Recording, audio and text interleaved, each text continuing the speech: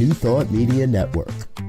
We are a global broadcast network of positive music, media, and entertainment, inspiring humanity's evolution along the journey of enlightenment and creating a world of love, peace, empowerment, and prosperity for all. New Thought Media Network.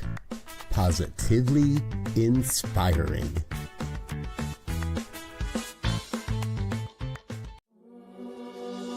Free my mind, open my heart with the whispers of truth, to live a conscious life, to live a conscious life on the growing edge, on the growing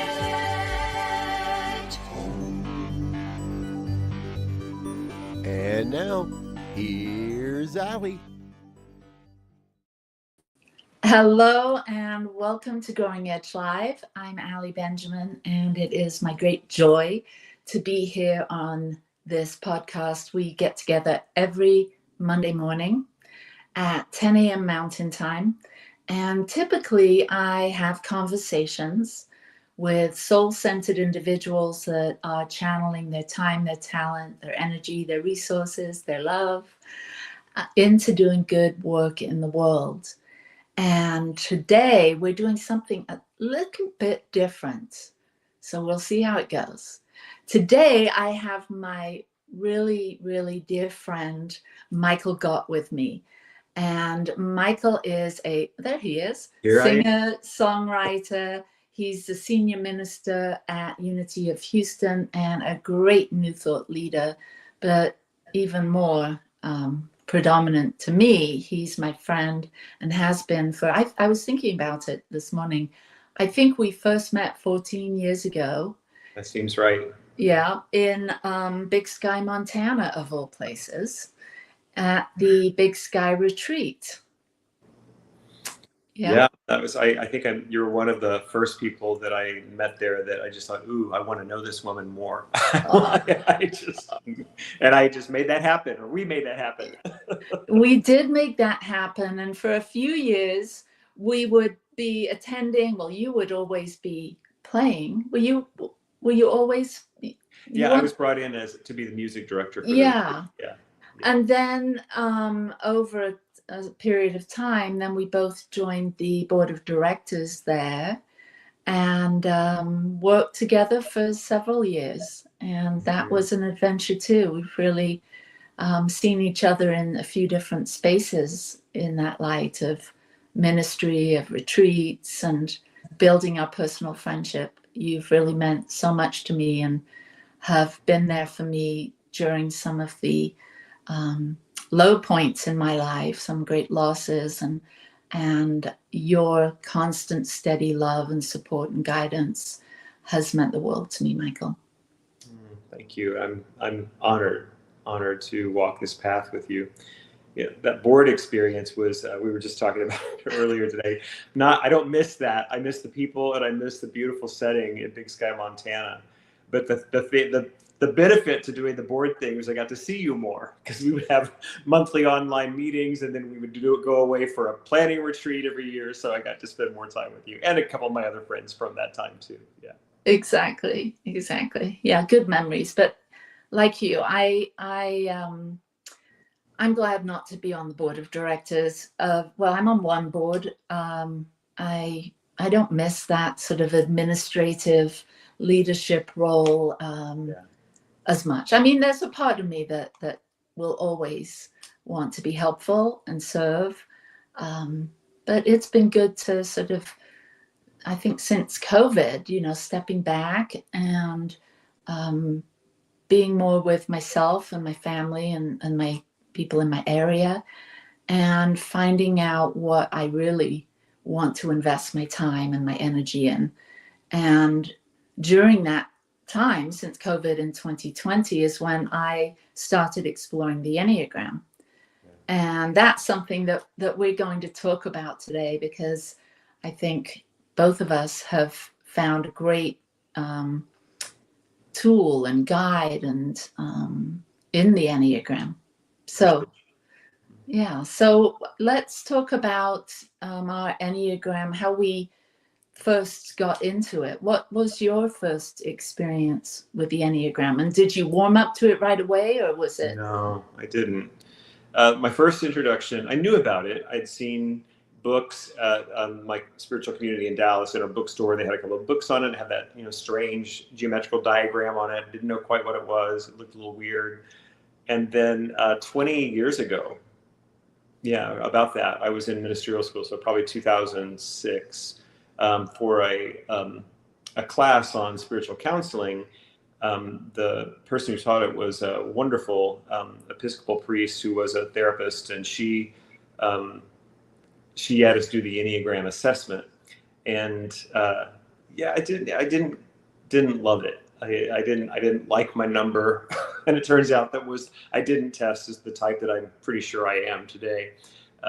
And then I let it go for many years. And then I was in couples counseling with a former partner, and that therapist had us do it again. And I asked her some questions about, the way I was instructed to do the assessment, 10 years before. And she said, no, just answer it what feels right. And then in that assessment, I did come up as a 3, and that made more sense to me. And then in the last, probably since COVID, that's when I've done more personal study. And it's been probably the most helpful tool I've used in these last 5 years to sort of gain some insight into. I like what Suzanne Stabile says, that the Enneagram doesn't try to put you in a box; it just shows you the box that you're in that you didn't know. And it also it shows you who you are at your best and your worst, and helps you understand why. And those are 2 statements that are pretty general, but that's really been true for me. Mm-hmm. And I have 3s can be a little hard on ourselves, and I have gained so much self-compassion through my studies of the Enneagram. Mm. So will you talk a little bit about what a 3 is in general? And then, like you talked about the things that you liked, that you read, and then the things that were kind of hard, a bitter pill to swallow. Yeah. So when I first tested as a 2, I hadn't done any work on my codependence. And so then later I had done some Al-Anon, I'd done different things. And I can be very helpful, particularly when it helps my image. So when I found I did test as a 3, it's like, good, I succeeded. I got the right one. I'm the achiever, because I am so identified with my achievements. And then the more I read and the more I studied, it's like, oh no, this is terrible. The Enneagram Type 3, it's sometimes called the achiever, and they're people that are really motivated by visible success. And that has been true my whole life. Once I got, especially into school, where I could make the A honor roll and be praised for that, man, I was addicted, absolutely. And then I discovered I had this little bit of a musical talent, and to be affirmed and seen as worthy because I had this gift, that was my identity, was finding ways because I didn't believe myself to be worthy of love or belonging just on being me. I had to earn it through my achievements. And that has been a painful but rewarding journey through my Enneagram studies. Mm-hmm.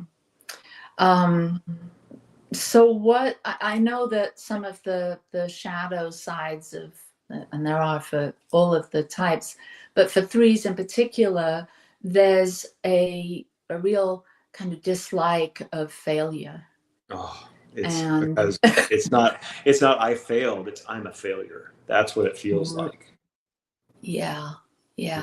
That's something that's such a sensitivity to all of us, but especially to 3s, because your identity can be so wrapped up with what you do. For sure. So me being a 4, type 4, similar to you, when I read all of the types, and I really felt like I was more of a 9, maybe a 7. And then because the type 4, which is known as the individualist, sometimes the romantic or the artist, I disliked that one the most. Like the shadow side of type 4 was just awful. Self-absorbed, moody, has a tendency for melancholy. Now, I raise my hand to all of those things. But, I try and keep that on the down low. And so when it was like right there, it was shocking to read that. And then it took me a while. I was actually, like you, I got into therapy, and my therapist had suggested it. And so when I was walking the Camino back in 2022, I took that time to really dive in and trying to determine which type I landed on. And for those of you that are listening here and you don't know your Enneagram type, there's many ways to find out your Enneagram type. And but at the end of the day, it's something we determine for ourselves. So you can't really take a test and then, oh, that's my type. It has to be a deep inquiry. And then eventually, if you're brave enough, like Michael and I, you'll own up to being a certain type. So it was a bitter pill to swallow. And it gave me so much insight, like all the unconscious parts of me, this moody side of me or this self-absorbed side of me.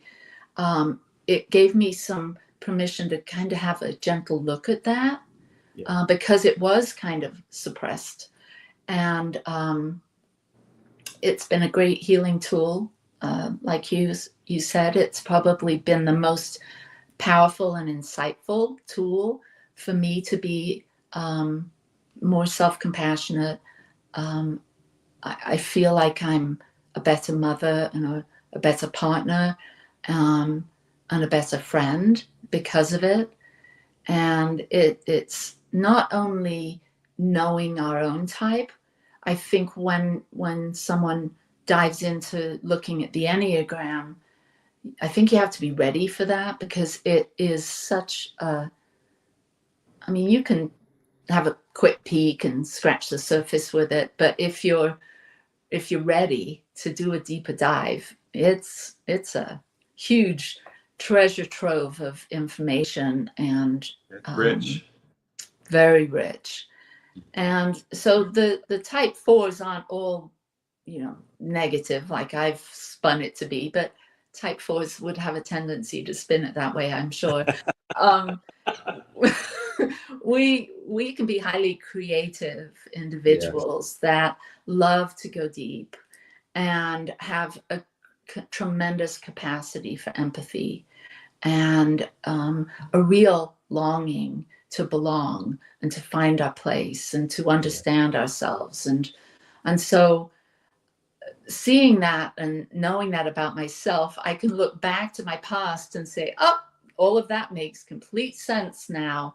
But, this journey of ministry has really been part of my, my type structure. So how did this all come into play for you when you started reading about the types, or a serious look, not your initial, but did you consider how maybe your childhood, your parents had influenced this, you becoming, or you evolving into leading with a type 3? Yeah, I think I came in this way. I think I've always been, the 2, 3, and 4 make up the heart triad. The predominant, at least this is my understanding of the teaching, you may have a different view on it, but the predominant emotion of all 3 is sadness. But there is a very emotional, and I've always been a very emotional being. And it wasn't okay in the family of origin that I grew up in. It was shamed, that my sadness was shamed. I was, and so, it was not easy. But then when I could, be praised for success, is like, well, then I found the path to having everybody like me. And one of the deadly sin of the three is self-deceit. And we are known to be chameleons, that we can shapeshift to be what's needed for the situation so that we can be successful in relationships and, and work and all these places. And so I think that was really to my detriment. Even though I gained a lot of skills around performing, I also learned how to sort of compartmentalize and to put my authenticity aside, to show up as what people needed of me. And that's where I was a little bit confused, because that feels like I'm being helpful. That's where I do have a two wing. And I do feel like, well, I'm going to show up as the helpful person now.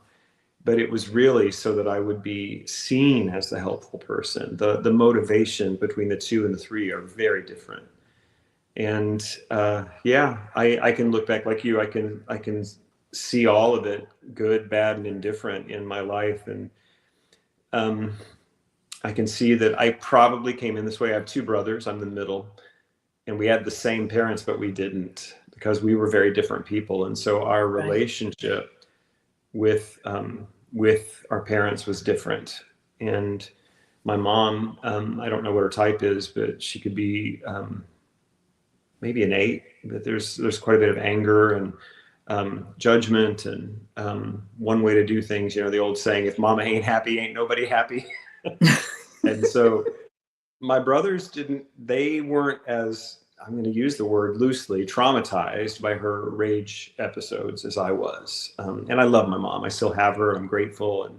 And it's been, I love my mom. But it was just something about just her makeup, or the way that she was bringing her past and family history into our new nuclear family, that it just scared me shitless, basically. And I had to retreat, and then I had to find a way to perform in a way that I would be loved again. So it was big. How about your dad? What was the influence of him in your childhood? My dad was busy. He loved us a lot. And as I grew older, I could really feel that more. But he worked multiple jobs, very disciplined person, Virgo, maybe a type 1. He was incredibly hardworking, but he just couldn't tolerate mess. He couldn't tolerate anybody else's ideas on how to do things but his own. And so I was scared of him a lot. And I grew up in a family in the South in the 70s where, spanking with switches and belts and paddles, all of that was considered good parenting. And so I was scared of my dad. Now, when I came out as gay at 19, he initially was kind of shocked, and then immediately, like that first same conversation, he just put his arms around me and he said, "I'm your dad. You're my son. Nothing will ever change that. I love you, and no matter what happens in your life, you can always come back home."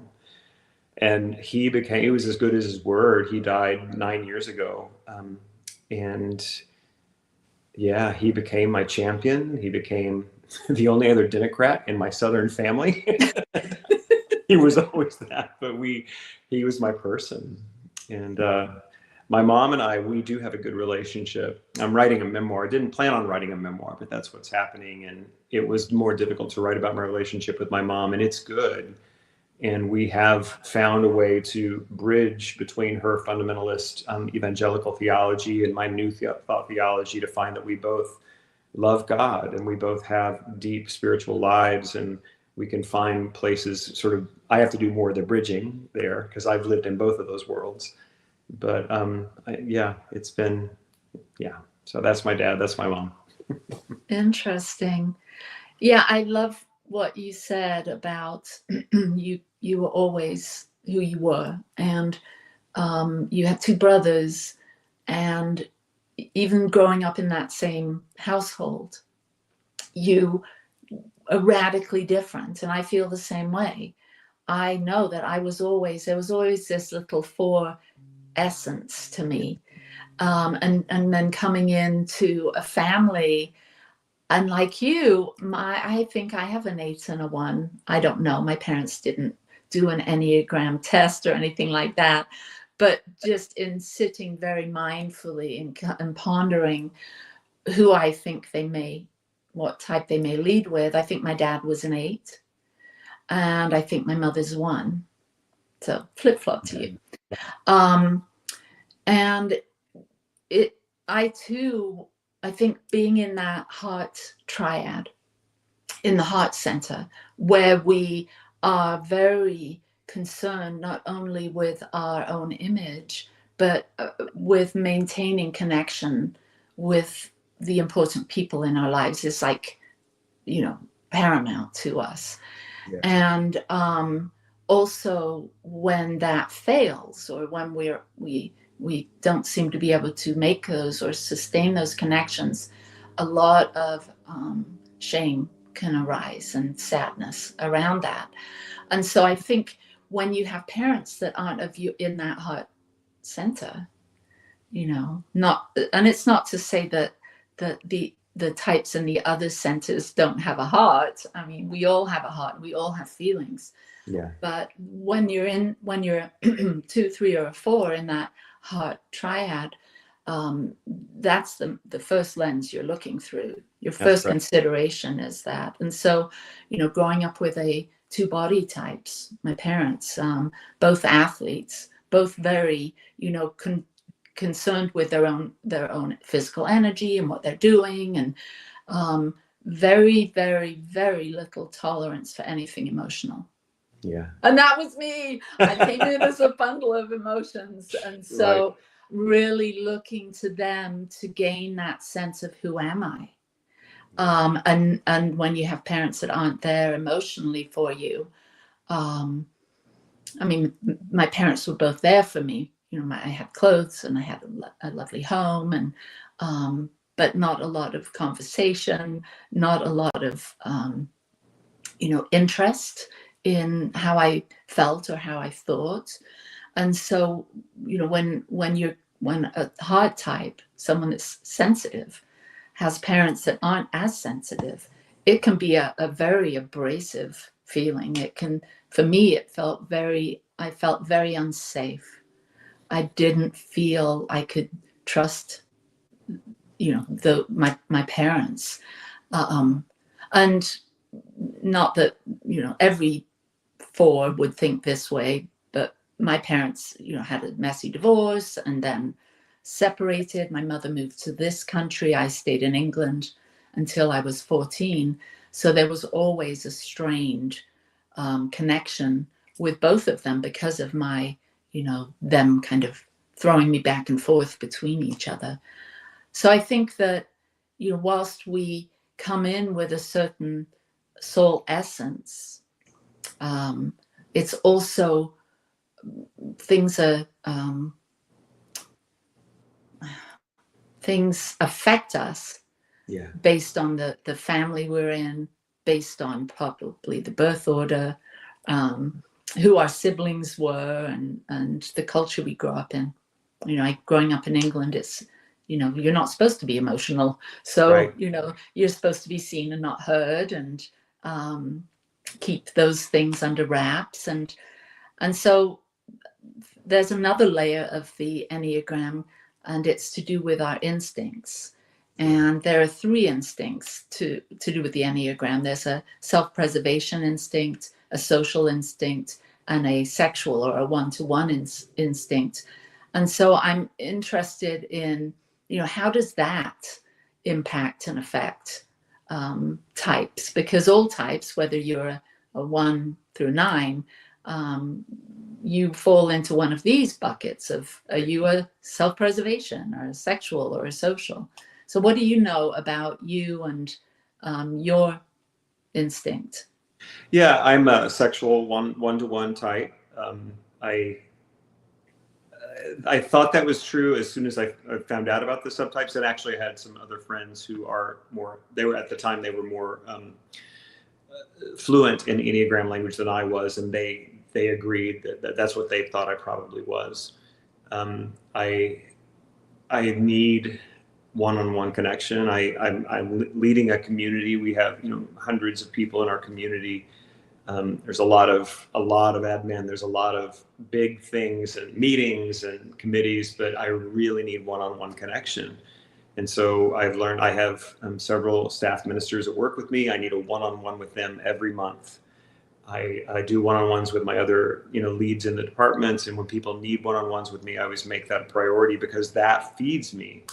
And even people that are not at that leadership level, like last week, I just had a couple of one-on-ones with people in the community who have asked for time with me. And I have been so engaged, fed, fulfilled by just knowing their story and wanting to see them take these spiritual tools that we offer and begin to take them up in their own way and live their life and experience, healing. It's just that's crucial for me. I couldn't do this work. I mean, the big public performance parts, that's just kind of three stuff that I'm good at that, but it is this subtype of the sexual 3 that needs one-on-one. And then we were talking about it before the podcast today. There is another aspect to the sexual 3 more than the other 2 subtypes, is that we really like to help other people succeed. And that's been a part of me for a long time, maybe not forever. I mean, when I was still struggling to find my own success in my musical career, I was pretty self-focused. But as soon as I began to get some success and stability, and I remember being as a music director at the Center for Spiritual Living in Dallas, I loved doing talent shows and coaching people and seeing other people get their spotlight moments, seeing other people get their standing ovations. I still wanted my own, but there's something deeply fulfilling to me about helping other people break through their fear or their resistance and having their moment. Yeah. Well, what I learned in my training is that the subtypes are like a stack, and there's usually one predominant one, and then there's a close second, and then there's that third instinct that's a little bit, buried. Yeah, a little bit in the shadows. For me, my subtype is self-preservation. And so someone in the self-preservation instinct is very concerned with their own security and safety and making sure that they're comfortable, their needs are met. And that really, when I read that, it was oh, that's definitely me, because that is my first priority. And it's not because I'm so selfish and I don't care about other people. It's that I feel almost like the plane, when you're in a plane and the mask drops down and you're supposed to take the oxygen mask for yourself first, right, so that you can support those around you. It's kind of that theory for me. It's well, if I can feel very strong and grounded in myself, then I'm going to be a better me for everybody else. And so I think just below that for me is social. I am very concerned with the tribe and how everyone's doing, and if I can support people in finding their way. I think that it's really supported me in being a coach and being a guide and being a facilitator, a teacher. It's helped me to really connect with people and bring them into a safe place with me. So this whole understanding my type, my subtype, has really supported me and helped me see the choices I've made over the course of my lifetime. It makes it more understandable, and it helps me to really have a better sense of myself. Yeah. In being, So when we first had this idea to have this conversation, we were just having one of our catch-up talks, and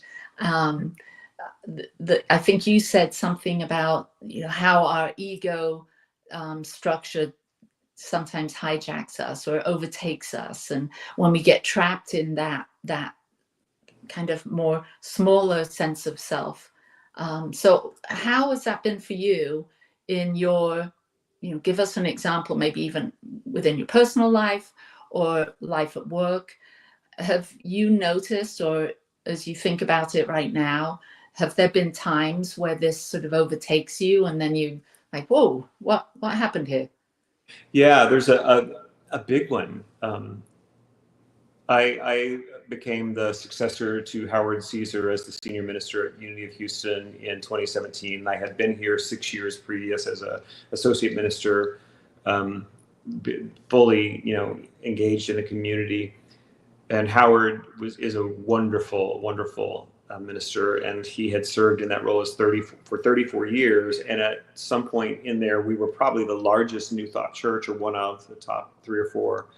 And he's very, very successful. Thousands of people coming to our community, and that had begun to change very slowly and gradually from the 90s through when I got there. But we were still getting, 1,100, 1,200 people on a Sunday morning when I got there. And then when I took over, we had continued that kind of slow, steady decline. I think we were still getting about 800.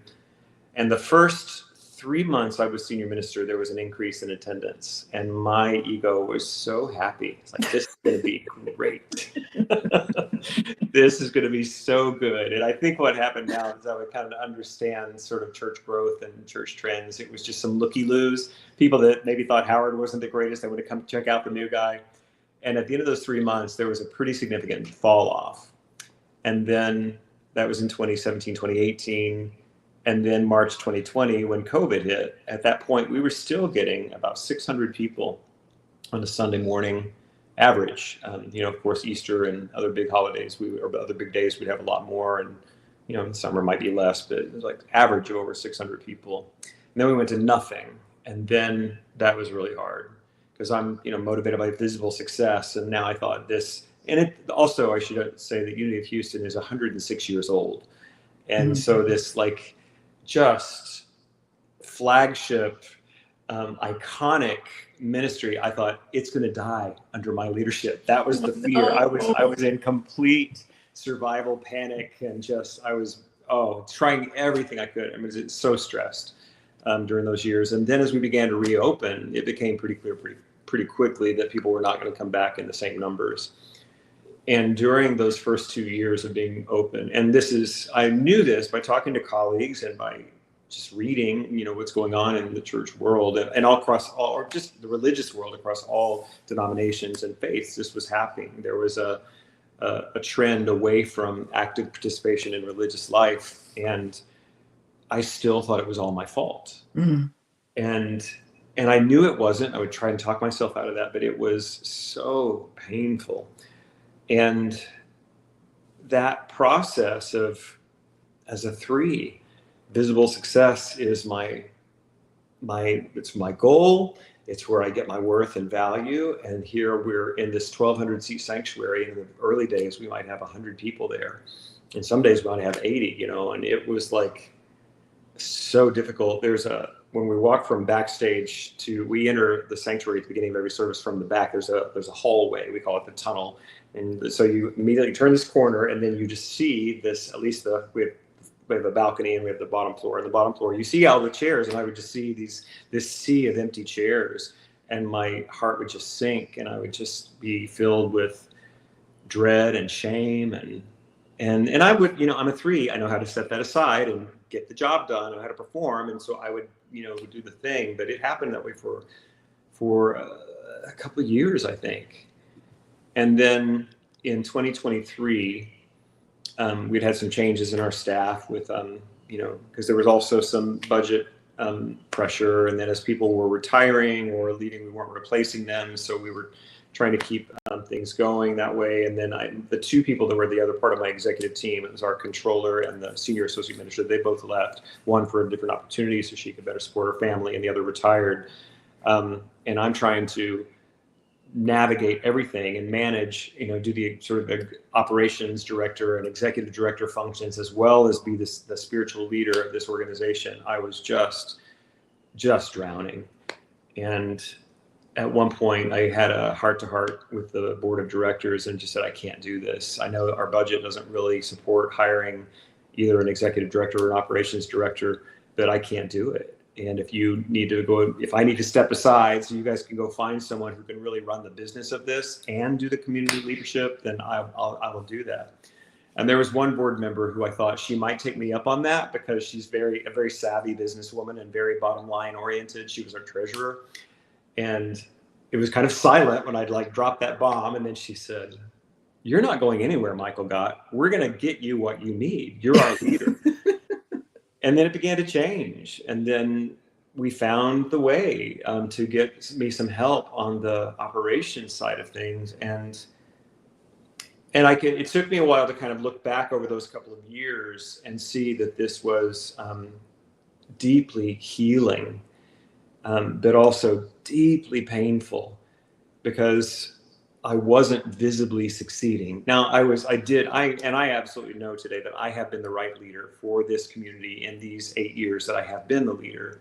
And other people might have done it better, sure. But for me, I know it was mine to do, and we have survived. And today, our average Sunday attendance is 250, 350 in that range. Still get thousands of people on Easter, and my little ego just goes, here it is.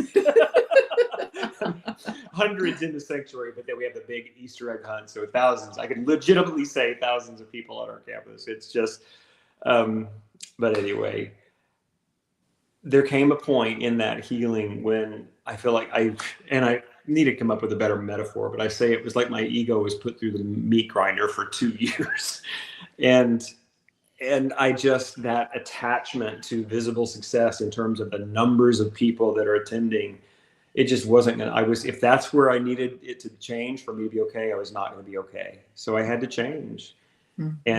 And I remember I remember when it changed. I don't remember the exact moment, but coming around that corner, looking at the sanctuary, and I noticed the people that were there, and I didn't notice the empty seats.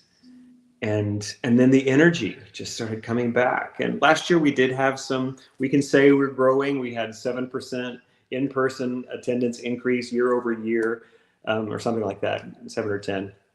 But it's really not about that anymore. It's really about, our purpose statement at Unity of Houston is in community. We nurture and empower each other, transforming our lives that we may serve the world. Mm-hmm. And it doesn't matter if that's 50 people or 500 people, we're doing that. So it's been a huge healing, uniquely Enneagram 3 for me.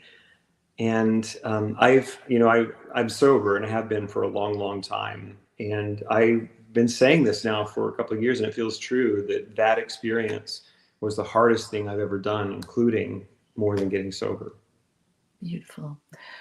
I want to pick up there when we come back. We're going to take a couple minute break and talk about sobriety when we get. All right. See you in a minute.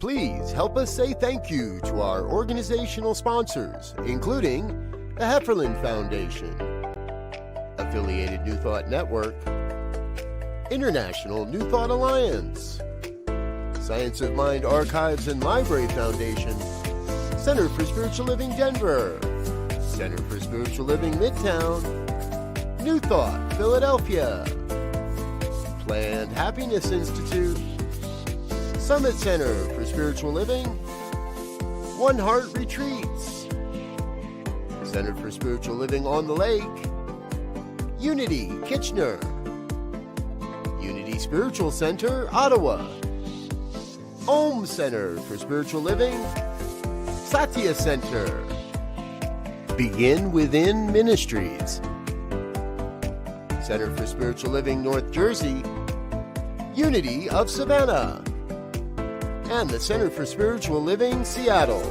as well as all of our individual donors. Thank you for being part of the New Thought Media Network. Please like, share, and subscribe. New Thought Media Network, positively inspiring. And we are back. Oh, it must have been such a roller coaster for you to cope with all of that. Before we get to sobriety, I want to just touch on the type 4 shadow. Being a 4, and there's been plenty of times that I've been hijacked too by my personality. There's definitely this feeling for a type 4 that there's something missing, that there's something intrinsically missing, and it must be something wrong with me because, you know, I don't have, you know, the ease and flow that that person has, or the success that they have, or the parents that they had, or whatever it might be. That seems to be an ongoing thing. So there's this kind of striving to be special and unique, to stand out in some way. And so all of this, I'm being, you know, super open and vulnerable here. All of this can be really hard when you put yourself into a leadership position, and then you don't get recognized, you don't get acknowledged, you don't get seen, or you perceive you're not seen, or, you know. And I think that's where I've fallen into some of, you know, a downward spiral into sadness and shame, is when I get a sense that that I'm not important, that I haven't done a good job, and people are affected by that in a negative way, that I've hurt someone, their feelings, or you know, something to do with what they're doing, that I've somehow negatively impacted that. That's a great trigger for me. And so it can be extremely hard to keep leaning in and showing up in relationship or in community when this happens to me, when I get a sense that, oh, because my default is if I'm not doing a good job, or if you don't recognize me, or I'm not needed here, then I'll just bow out and you know, disappear and, you know, ghost you, essentially, which, you know, is a terrible strategy. So that's one that I've worked on to, you know, overcome, so that I don't take things so personally, that I keep showing up and really, I think, knowing my worth, you know, understanding that I do make a difference. It doesn't mean that everyone's going to, you know, send me an email or a thank you card or a, you know, for something I've done, but I just have to know that it's something that's taken me a while to really own and step into. No, thank you for sharing that. That makes a lot of sense. I have another friend who, I know we're not supposed to diagnose other people's types, but I know she's a 4. And when I've described the 4, she readily admits that she is. And when you were talking about the comparison, you know, it's like you can always find someone else who, from the out, you know, and in recovery, I've learned to, when I compare my insides to someone else's outsides, I always lose. And I think that's something that many people do, but I know that 4s can do that. Yeah. Mm-hmm. So let's talk about sobriety a bit. I know that you've been very outwardly outspoken about, not outspoken, that's not very... I have been. I'm not really anonymous about my recovery. I have learned the recovery program that I've been a part of, I need to be a little bit more discreet about the way I talk about that. Because that program doesn't have spokespeople, and so I don't want to put myself out there as a spokesperson for a particular recovery program. But my experience as a sober person with over 25 years in continuous recovery is really a central part of my story, and it's just a part of who I am, and I'm free to talk about that, and I do. Yeah. Beautiful. Well, you and I were talking briefly before we came on, and I shared with you that sobriety is central in my life too. I have never identified as an alcoholic, but I am definitely someone that has used alcohol to numb, to avoid difficult situations, or avoid the feelings of difficult situations. And it's primarily to do with my core family. And unfortunately, we've had a lot of loss and trauma in our family. You know, yeah, I could dive into that, but I won't. Yeah. And so for me, Michael, both my husband and I, both decided to not have alcohol in our home about 9 years ago. We committed to not bringing that into our family times or social times. And it's been such an amazing life. It's like I can see before sobriety and then after sobriety, and I absolutely love being clear, not waking up feeling, terrible, and which, that spirals. Even if I have a slight headache, it would always trigger some of these foreshadows of, feeling bad, feeling guilty, feeling ashamed of myself, feeling that I'm not being a good parent. And that's like my number one, role, is being a good mother. Yeah. And so when my drinking would interfere with that, that was a deep, deep, shameful experience for me. And so let's talk a little bit about how we've grown in sobriety and grown in awareness about the Enneagram, our types, our shadows, and all of that. How has sobriety supported you in your healing journey and your awakening journey? Yeah, thank you. And I'm really grateful that you're sharing this, Allie. I think you're going to help people by telling your story, because you don't have to be an addict or an alcoholic to achieve sobriety. It's just, and I've been reading particularly about the Gen Z and Gen Y, a little bit less so, that they're drinking far less, they're doing far fewer drugs than previous generations, that they just like the experience of living a sober life. And now I am a self-identified alcoholic, but I could also be identified with anyone who knew me in my 20s would not have any trouble identifying me as an alcoholic. And it runs in my family on both sides. Lots and lots of uncles. Neither of my parents were alcoholic, but lots of, uncles mostly, but a couple, cousins, aunts. Well, it's just in there. And I remember in my 20s because I didn't grow up with alcohol in our home, we were very fundamentalist Christian, and both my parents had seen a lot of bad stuff from alcoholism, so we just didn't have alcohol around. And in the conservative evangelical South, it's not uncommon to not drink. As a matter of fact, there's an old joke, that Jewish people do not recognize Jesus as the Messiah, and Catholics don't recognize Protestants as being a part of the one true church. Do you know what Southern Baptists don't recognize?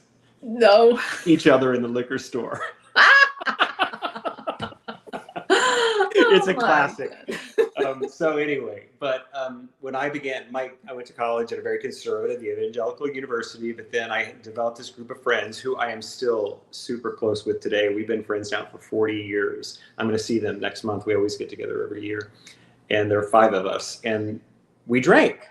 And I remember when my mom kind of had a suspicion when I was in university, and she said, are you drinking like mixed drinks? Because that's the way she talked. I was like, yeah. And she said, well, I said, it's not a problem. And she said, well, our family history, it might be a problem. And no. But within a couple of years of that conversation, I knew that I was an alcoholic. When my friends moderated their drinking after we graduated, mine increased. And I worked jobs where it made it easy for me to drink. And it was a problem. So my life was completely dysfunctional. Everything was messed up. And so my first attempt at sobriety when I was 28, and I also found New Thought in that same year, big year. I really just wanted to clean up the outsides. I knew that there was an emotional, spiritual component to this thing, but I just thought I'm just gonna get some discipline in my life. So I got the money fixed. I got, lost weight. I got my exercise. I had a good relationship now. I thought I'm done. So I questioned whether or not I needed to quit. And so 3 years of abstinence resulted in me testing the waters again. And then I drank enough that the addictive cycle started up again. And for a year and a half in that relapse, I pretended to be sober while I was drinking copious amounts of alcohol secretly. And that was hell. And then when my partner at the time confronted me after a year and a half, he's like, I think, if I'm wrong, I'm sorry, but I think you might be drinking. That was the day I got sober. That was November 18th of 1999. And that relapse had convinced me to my core that I am addicted to alcohol, and that I needed to not just do the outside stuff from abstinence. I needed to do deeper recovery work, and I did. I went deep into a program of recovery, and for probably 8 years, I was attending recovery meetings every day. I worked with people who were further along in the program with me. I did a lot of those things. And I continue to be a part of that program of recovery. For me, it's sort of rubber meets road spirituality. And I know, even at 25 plus years sober, that if I were to doubt my addiction and try it again, I would probably end up dying from it. I just think that's the way my body and my physiology and my psychology are. So all that to say, we have a different experience of coming to sobriety, but it changes everything. It's just not an issue. It's not anything I ever have to think about. I always am a designated driver with people who want to have a couple of drinks. I've noticed that I'm a little less tolerant when friends, or none of my family well, that's not necessarily true, but I'm not around a lot of social drinkers. But when I am, and it begins to get a little sloppy, I'm not enjoying it, and I will kind of withdraw from that. But I'm not triggered by other people drinking. What was the question? How has it changed ministry? And yeah. You were talking about all of it. It's I think sobriety is, for me, having this deep quest and interest in understanding myself and understanding other people, to throw in, a bottle of wine onto that, it's like, it dilutes the whole, my whole purpose in life is to make genuine, deep, soul felt connections with people. And so to come into, to introduce alcohol into the life of someone like me seems like ridiculous. Like it doesn't really match with my essence. And so it was a decision that impacted, I think, my work, that I could actually dive more deeply into my own journey, and that in doing so trickled out into me being able to see others more clearly, as I cleaned my own lens, so to speak. Yeah. So what else would we've got a couple minutes left. How should is there anything we've left uncovered in regards to the Enneagram and us having this conversation? I think the idea of shadow work is really important for those who have been on a spiritual path for a while. I think for many of us, for me, it was, getting the alcohol out of the way, and I could clean up those sort of surface areas in life and in terms of behavior.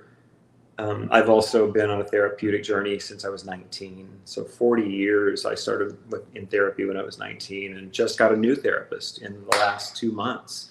I had something from the writing of my book that triggered something in my shadow when the central story of that book, of my memoir, is being a devout, fully believing evangelical Christian and being gay, and how that came apart when I was 19, or came together and collided, shipwrecked, I think I've used that metaphor. And in writing that story, and more than that, but just writing, that was a central theme of my life.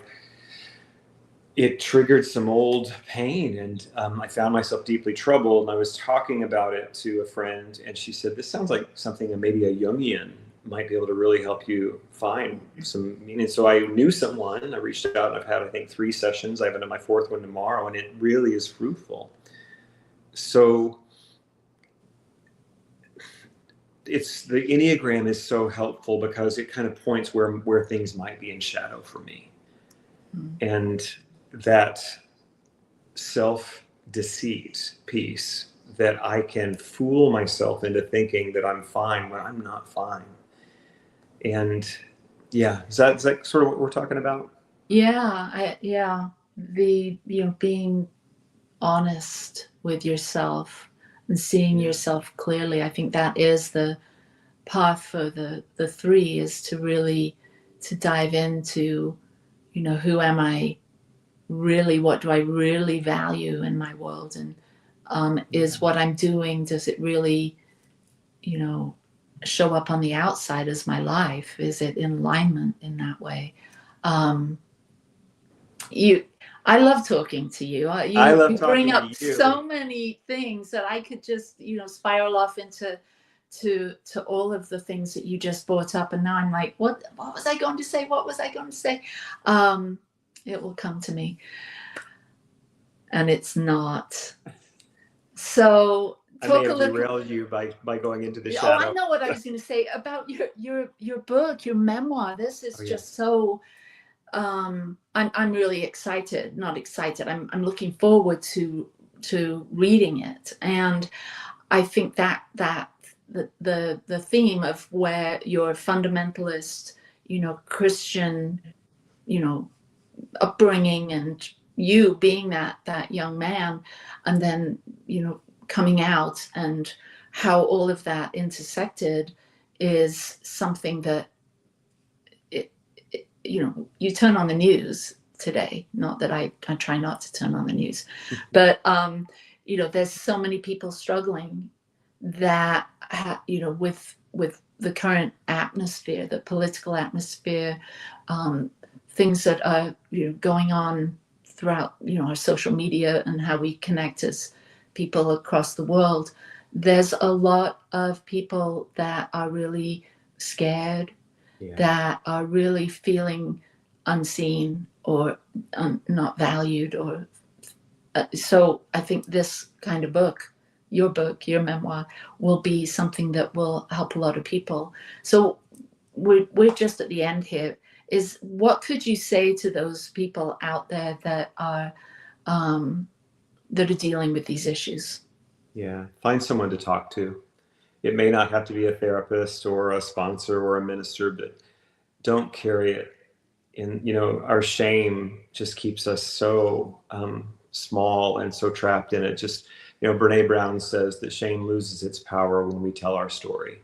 So I think that's the biggest thing I can tell people, and that the Enneagram has been so helpful for me, just to tell the story of being this, not attention seeking, but attention using, success oriented person. That's not really who I am, but I have that in my personality. And then when I began to tell the story of the wound in that, then it just sets me free. I just get to be human, Mm-hmm. Well, I love talking to the human, very soulful, and a beautiful, beautiful artist. Mm. Thank you so much, Michael, for being here today, for having this deep dive and connecting. There's a message from my beautiful Michael. Lovely message. Thank you, Michael, Gott and Ali. Love you, Michael Benjamin. Thank you. Yeah. So I look forward to seeing you in person sooner than later. I don't know when that will be. I don't know when that will be, but we've got to make that happen. Absolutely. Yeah, we do. I love you, and I appreciate I love you too. Take care. Thank you. It's a joy. Thank you, everyone, for being here today to be a part of this conversation. Michael and I talking about the Enneagram, being a type 3, being a type 4, and lots of other things. And I hope it supported you. And if you are interested in knowing more about Michael, knowing more about the Enneagram, there's michaelgott.com. You can hear about his music, and unityofhouston.org. You can find out what he's doing in his community and all of the wonderful programs they have going on. And we'll see you next week. Take care. Mwah. Peace and blessings. Bye-bye. Free my mind, open my heart with the whispers of truth, to live a conscious life, to live a conscious life on the growing edge.